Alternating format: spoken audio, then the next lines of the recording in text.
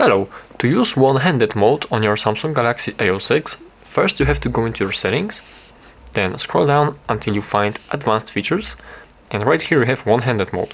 To turn it on, you simply have to select this button, and then you have two options to turn on the one-handed mode. You can turn it on by the gesture, by swiping down the center of the bottom, and you can also use it. You can also turn it on by using the button to double tap the home button. And like this you have the one-handed mode.